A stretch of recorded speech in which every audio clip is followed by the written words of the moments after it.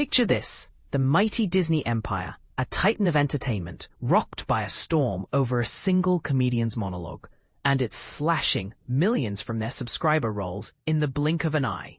That's the shocking reality of what happened after TV host Jimmy Kimmel was yanked off the air, triggering a wave of Disney Plus cancellations that could rewrite the rules of big business and free expression.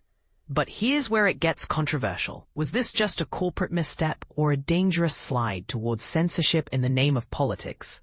Just 42 minutes ago, business reporter Danielle Kay from Reuters broke the story that Disney Plus and Hulu saw their cancellation rates skyrocket in September, right after Kimmel's brief suspension from his show. Let's break this down for beginners. Churn rate is a simple term in the streaming world. It means the percentage of subscribers who decide to bail each month. According to data from analytics firm Antenna, Disney Plus's churn jumped from a typical 4% average all the way up to 8%, which translates to roughly 3 million people ditching their subscriptions. Hulu wasn't spared either, with its rate spiking to 10% or higher, amounting to more than 4 million cancellations. Ouch! That's a financial hit that's hard to ignore, especially for giants like these. To understand the backstory, Kimmel was suspended by Disney after remarks he made about the tragic shooting of conservative activist Charlie Kirk. During his program, Jimmy Kimmel Live, he referred to what he called the MAGA gang, a nod to supporters of former President Trump, as desperately trying to characterize this kid who murdered Charlie Kirk as anything other than one of them, while accusing them of scoring political points from it. This wasn't just a casual joke. It was Kimmel's take on how political narratives can twist real tragedies. Like a real-life example of how media and politics often intersect in heated debates. And this is the part most people miss. The suspension didn't come out of nowhere.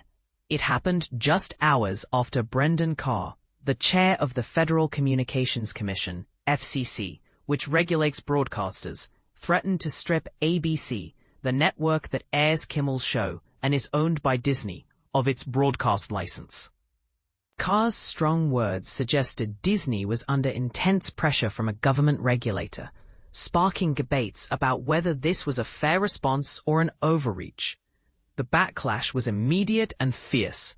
Protests erupted in California, and major players in Hollywood weighed in heavily. Writers and actors guilds lambasted the decision.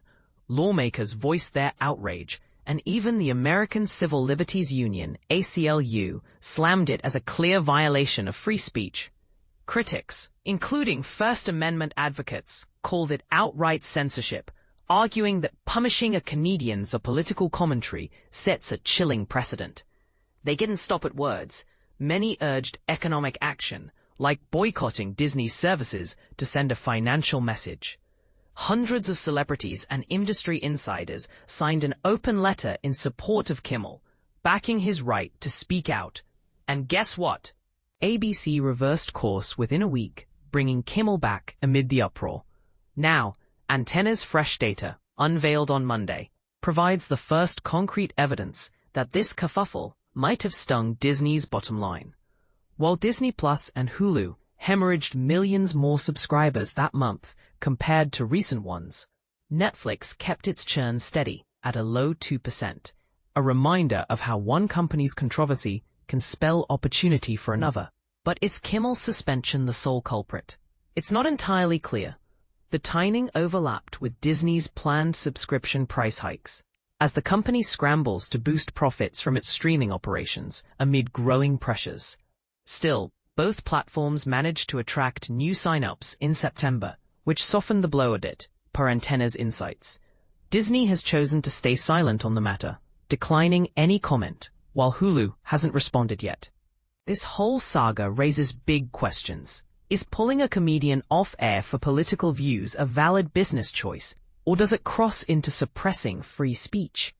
And in an era where social media amplifies every opinion, should entertainment companies fear backlash more than government regulators?